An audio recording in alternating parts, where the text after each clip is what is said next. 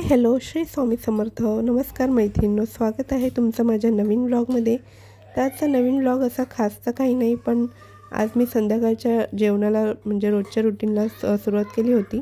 चहा पाणी इथे आमचा आवरून झाला होता आणि लवकरच मी स्वयंपाकाला लागली होती, कारण दुपारचं जेवण एकदम मी हलकं फुलकं केलं होतं, कारण माझी तब्येत बरी नव्हती। त्यानंतर बऱ्याच दिवसांपासून मी फरसबीची भाजी केलीच नव्हती। कोण कोण असं आहे ज्यांनी अजूनपर्यंत फरसबीची भाजी खाल्ली नव्हती? मी की नाही आतापर्यंत फरसबीची भाजी खाल्लीच नव्हती, पण एकदा ना मी मालवणला खाल्ली होती। सो मी मालवणला खाल्ली, त्यानंतर मला खूप आवडली। तर त्यासाठी मी इथे फरसबीच्या भाजीसाठी मी इथे प्रिपरेशन करून घेतलेले आहेत। तर इथे मी पाव किलो फरसबी कापून घेतली होती आणि पाव किलोच्या फरसबीसाठी मी इथे 2 कांदे आणि 2 टोमॅटो छोटे छोटे कापून घेतले होते बारीक स्लाइसेस करून। आणि जे वाटण केलेलं होतं ते मी लसूण आणि मिरचीचं वाटण केलेलं होतं, ते तुम्ही कमी जास्त करू शकता मिरचीचं। त्यानंतर मी इथे कढईमध्ये तेल टाकून घेतलं, 2 ते 2.5 पळ्या मी इथे तेल टाकून घेतलं आहे, कारण आपल्याला सुकी भाजी करायची आहे, सो तेल थोडं जास्तच हवं। त्यानंतर इथे मी राई घातलेली आहे। राई तडतडली का मग आपल्याला इथे जिरंसुद्धा घालून घ्यायचं आहे। तुमच्याकडे जर असेल तर तुम्ही कढीपत्ता देखील घालू शकता, माझ्याकडे नव्हता सो मी स्किप केला। ते इथे की नाही मी फ्रीजवर ठेवला होता मोबाईल आणि तिथून मी शूट करत होती, कारण दुसरीकडे ठेवला की व्यवस्थित येत नाही व्हिडिओ, थोडासा अंधार येतो, त्यामुळे मी इथे फ्रीजवर ठेवला होता आणि फ्रंट कॅमेराने शूट करत होती। त्यानंतर इथे मी राई जिरा घालून घेतलेला आहे। ते तडतडल्यानंतर आपल्याला इथे मिरची आणि लसणाची आपल्याला फोडणी देऊन घ्यायची आहे। 10 ते 12 लसणाच्या पाकळ्या आणि 2 ते 3 मिरच्या घातल्या होत्या मी। जास्त तिखट आम्ही खात नाही, तुम्ही तुमच्या आवडीनुसार कमी जास्त करू शकता तिखट। छान असं कलसून घ्यायचं आहे लसणाचा कच्चा स्मेल जाईपर्यंत।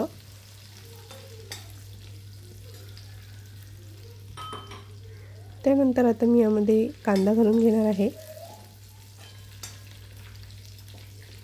कांदा हवा असेल तर तुम्ही जास्त कांदा देखील यूज करू शकता, मी इथे थोडाच कांदा घातला आहे, कारण आमच्या दोघं-तिघांचीच भाजी बनवायची होती, त्यामुळे मी इथे 2 छोटे कांदे आणि 2 छोटे टोमॅटो कट करून घेतले पाव किलोच्या फरसबीसाठी।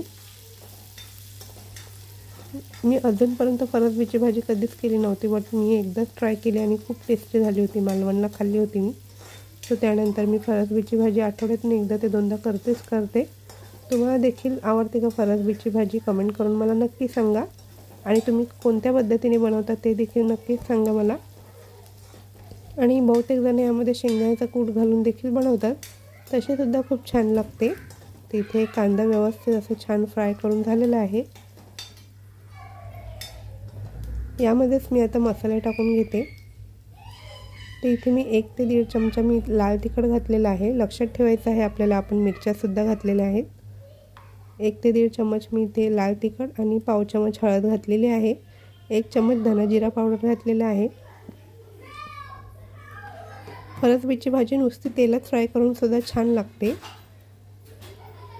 आणि त्यानंतर मी इथे चवीनुसार मीठ घालून घेते आहे।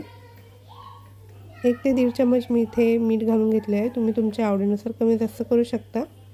सुक्या भाजीला मीठ थोडंसं कमीच घालावं।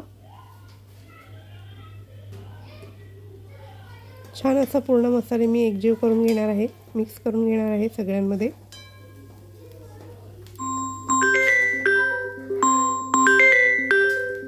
त्यानंतर मी आता इथे टोमॅटो ॲड करून घेते आहे। छान असे टोमॅटो देखील फ्राय करून घ्यायचे आपल्याला। तुम्हाला टोमॅटो नसेल आवडत तर तुम्ही स्किप करू शकता, बट टोमॅटो आणि कांदा टाकून भाजी एकच नंबर लागते।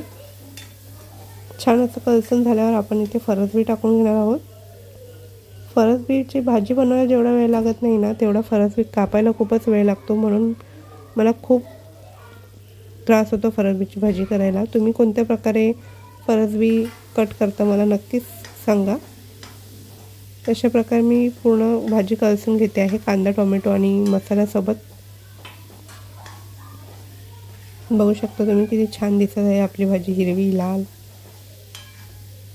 हे बघा, दाखवते तुम्हाला, बघा अशा प्रकारे भाजी आपली बनलेली आहे। त्यामध्ये मी थोडंसं पाणी घालणार आहे,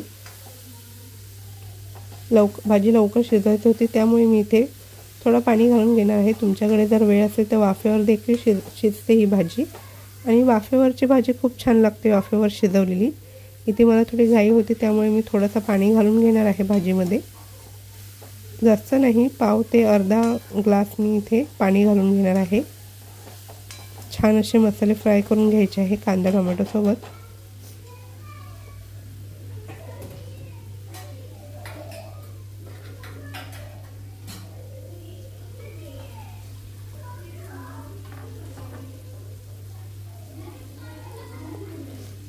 तुम्ही देखील नक्कीच ट्राय करून बघा, ही भाजी खूप छान होते।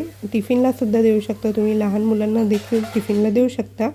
फक्त कांदा टोमॅटो न घालता थोडासा लाल तिखट मसाला आणि मीठ टाकून त्यांना फ्राय करून दिली तरी खूप छान लागते ही भाजी। आणि जवळपास आपल्या 7 ते 8 मिनिटं अशीच वाफेवर शिजू द्यायची आहे थोडं पाणी टाकून। त्यानंतर इथे आपली भाजी 7 ते 8 मिनिटांमध्ये शिजून तयार होते। मध्ये मध्ये लक्ष देत राहायचं आहे, नाहीतर आपली भाजी करपू शकते। तिथे गॅस बंद करून घेतलेला आहे मी आणि बघू शकता भाजी किती छान सुरेख दिसत आहे। ही चपातीसोबत किंवा भाकरीसोबत खायला खूपच छान लागते। तुम्ही नक्कीच ट्राय करून बघा आणि माझी रेसिपी आवडली असेल तर नक्कीच कमेंट करून सांगा। तुम्ही देखील ट्राय करून बघा। व्हिडिओ आवडला असेल तर लाईक शेअर सबस्क्राईब करायला विसरू नका। सोबतच बेल आयकन देखील प्रेस करा आणि तुम्हाला देखील फरसबीची भाजी आवडते का हे नक्कीच कमेंट करून सांगा। भेटूया आपण नेक्स्ट व्लॉगमध्ये, तोपर्यंत टेक केअर, बाय बाय।